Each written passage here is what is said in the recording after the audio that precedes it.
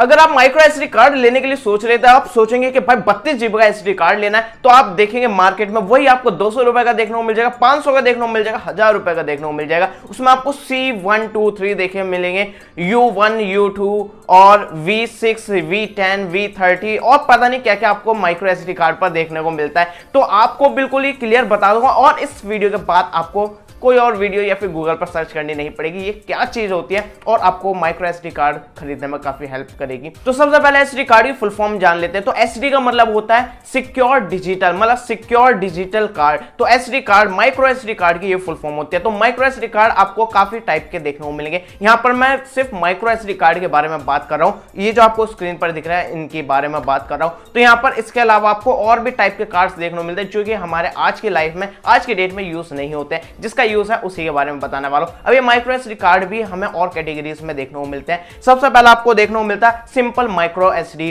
तो यहां पर और कुछ नहीं लिखा होता है, जिसकी लिमिट होती है 128 MB से लेके 2 GB तक की। और इसके बाद आपको देखने को मिलेगा माइक्रो एसडी HC। तो इसमें HC का मतलब होता है हाई कैपेसिटी। तो इसमें 4 GB से लेके 32 GB तक की जितने भी स्टोरेज वाले होते हैं एसडी कार्ड, उसको बोलते हैं HC, मतलब हाई कैपेसिटी। अब इसके बाद आता है आपको माइक्रो एसडी XC। तो XC का मतलब होता है एक्सटेंडेड कैपेसिटी। तो इसमें X का E मत गिनना, इन्होंने X लगा रखा है ताकि प्रोनाउंस करने में प्रॉब्लम ना हो। अब इसमें क्या होता है, ये आपकी 64 GB से लेके 2 TB तक की, मतलब 2000 GB तक की स्टोरेज को ये बोलते हैं। 2 TB के बाद के भी आते हैं, 2 TB के बाद जितने भी स्टोरेज वाले होते हैं उनको बोलते हैं माइक्रो एसडी UC। तो जितने भी 2 TB से ज्यादा के होंगे उनको बोलते हैं। वैसे ये हमारा काम का नहीं है, 2 TB से ज्यादा को कोई माइक्रो एसडी कार्ड शायद यूज नहीं करता होगा, ना ही करने वाला होगा फिलहाल आज की डेट में। तो अगर आपके एसडी कार्ड पर ये सभी चीजें लिखी होगी, अब आप समझ जाएंगे इसका क्या मतलब है। अब आगे जो भी मैं बताना वाला हूं स्पीड से रिलेटेड होने वाला है कि आपके एसडी कार्ड की स्पीड कितनी होने वाली है।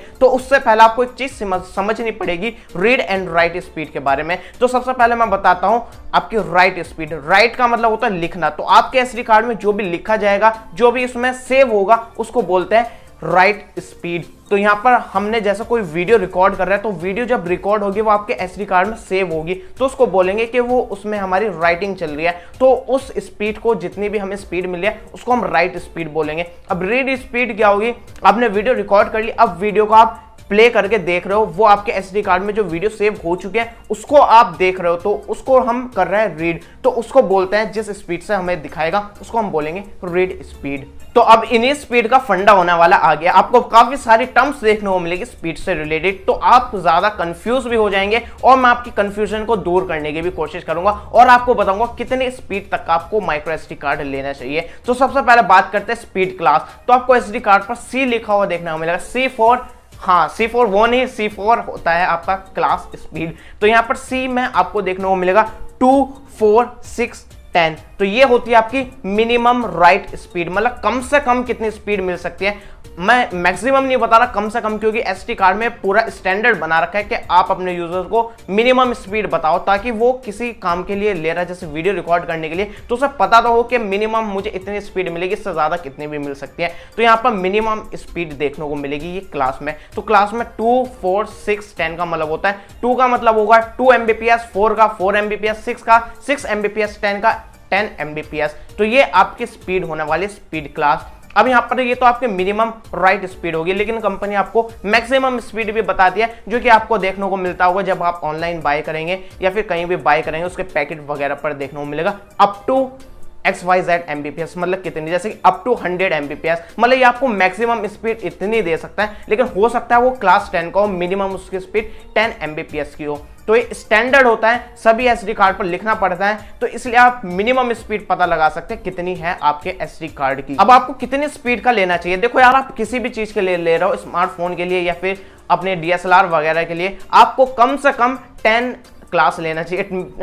कम से कम क्या भाई, इतना ही हो सकता है, ये मैक्सिमम है। तो आपको 2 4 6 8 ये कोई सा भी नहीं लेना चाहिए, डायरेक्टली 10 क्लास का लेना चाहिए, जो कि मैं रिकमेंड करता हूं, क्योंकि ये 2 4 6 8 वगैरह ये सब पहले टाइम पर काम कर जाते थे स्मार्टफोन वगैरह पर, लेकिन आज की डेट पर मेरी रिकमेंडेशन 10 क्लास की रहेगी। अब आपको तीसरे नंबर की स्पीड देखने को मिलेगी U वाली। आपने देखा हो U1 U3, तो यहाँ पर U1 और U3 आपको देखने को मिलता है फ्लास। तो यहाँ पर आपको U का मतलब होता है अल्ट्रा हाई स्पीड, मतलब UHS। तो UHS को ही शॉर्ट में U लिख देते हैं और उसके अंदर नंबर लिख देते हैं 1 या फिर 3। तो U1 का मतलब होता है U10, मतलब इसका होता है मतलब 10 Mbps, और U3 का मतलब होता है 30 Mbps। तो ये भी आपकी स्पीड होती है। तो यार यहाँ पर जैसे कि आपकी क्लास थी वो 10 क्लास तक थी, मतलब 10 Mbps तक की। इससे ज्यादा दिखाने के लिए उनको इन्होंने अल्ट्रा हाई स्पीड को इंट्रोड्यूस कर दिया। तो यहाँ पर इससे आगे की स्पीड देखनी है आपको, तो ये आपको U1 हो जाएगा। तो क्लास 10 और U1 आपको सेम स्पीड देखने को मिलेगी 10 Mbps की।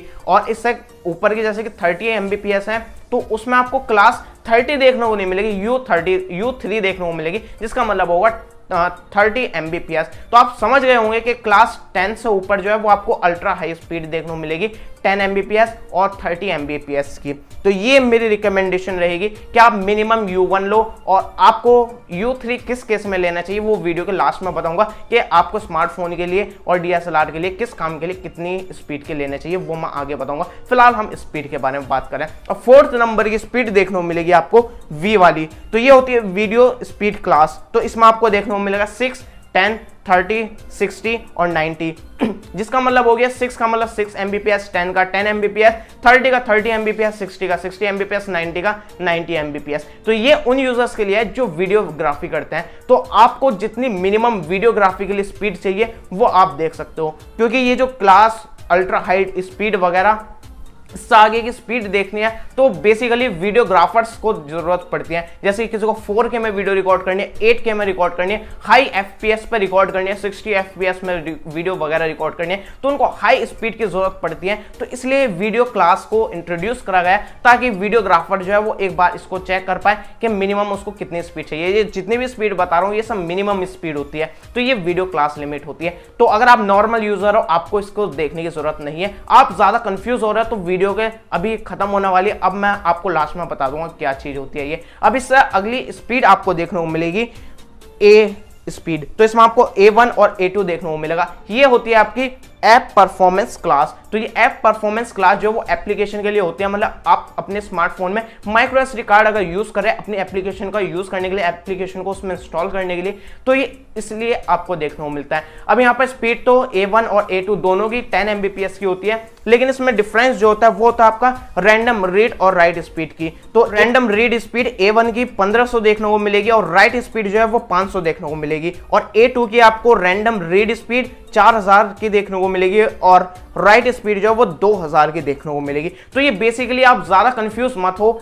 अगर आप अपने स्मार्टफोन में एसडी कार्ड अपनी एप्लीकेशन को इंस्टॉल करने के लिए ले रहे हो तो ये इसलिए है। तो आप नॉर्मल एप्लीकेशन वगैरह इंस्टॉल करेंगे तो आपका A1 काम कर जाएगा, लेकिन आप हैवी एप्लीकेशन इंस्टॉल कर रहे हो कोई, या फिर हैवी गेम्स वगैरह इंस्टॉल करने वाले एसडी कार्ड में, तो आप A2 को बाय कर सकते हैं। तो अब बात करते हैं कंक्लूजन की कि आपको कौन सा एसडी कार्ड किस काम के लिए लेना चाहिए। तो यहाँ पर मैंने आपको बता दूं, डिस्क्रिप्शन में भी मैंने एक लिंक दे रखे हैं। मैंने अपनी वेबसाइट पर ये जो मैंने आपको सब कुछ बताया वहां पर भी मैंने चार्ट बनाकर एक्सप्लेन कर रखा है, तो वहां पर भी एक बार आप पढ़ सकते हो। तो फिलहाल बात करते हैं कि ये आपको किस लिए कौन सी स्पीड का लेना चाहिए। अगर आप एक नॉर्मल स्मार्टफोन यूजर है, स्मार्टफोन के लिए लेने वाले हो, तो आप क्लास 10 का या फिर U1 का आप ले सकते हो। बाकी चीज देखने की जरूरत नहीं है, बाकी सब चीजों को इग्नोर कर सकते हो।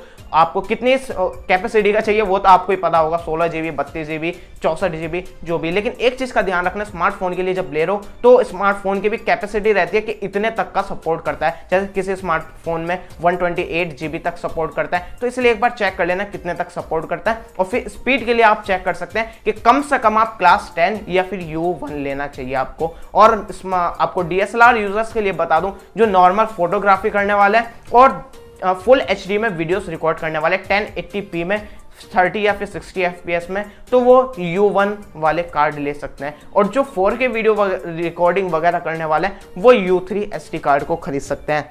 तो यहाँ पर ये मेरी रिकमेंडेशन रह चुकी है। और यहाँ पर गेमिंग के लिए मैंने आपको बता ही दिया था कि अगर नॉर्मल गेम्स या फिर एप्स यूज करने वाले हो तो A1 कर लेना, हैवी गेम्स और एप्स यूज करने वाले हो तो A2 ले लेना। अब कौन से कंपनी का आपको एसडी कार्ड लेना चाहिए, तो मेरी रिकमेंडेशन में सबसे बेस्ट रहने वाले सैनडिस्क और सैमसंग, आप दोनों में से कोई सा भी ले सकते हो। इसके अलावा एचपी वगैरह के भी मिलेंगे, लेकिन मैं दो ही कंपनी आपको रिकमेंड कर रहा हूं, ज्यादा कंफ्यूज आपको नहीं करना चाहूंगा। और जो बेस्ट एसडी कार्ड है उनकी लिंक भी डिस्क्रिप्शन में मिल जाएगी, आप वहां से जाकर बेस्ट एसडी कार्ड को खरीद सकते हैं। तो अगर आपको अभी भी कोई डाउट है तो नीचे कमेंट करके बता देना। इसके अलावा मेरे हिसाब से कोई डाउट रहना नहीं चाहिए। और ये वीडियोस दिख रही है, ये वीडियोस दिख रही है, आप ये वीडियोस भी देख सकते हैं। बेस्ट एसडी कार्ड की भी मैंने अनबॉक्सिंग कर रखी है, आप ये वीडियो भी देख सकते हो।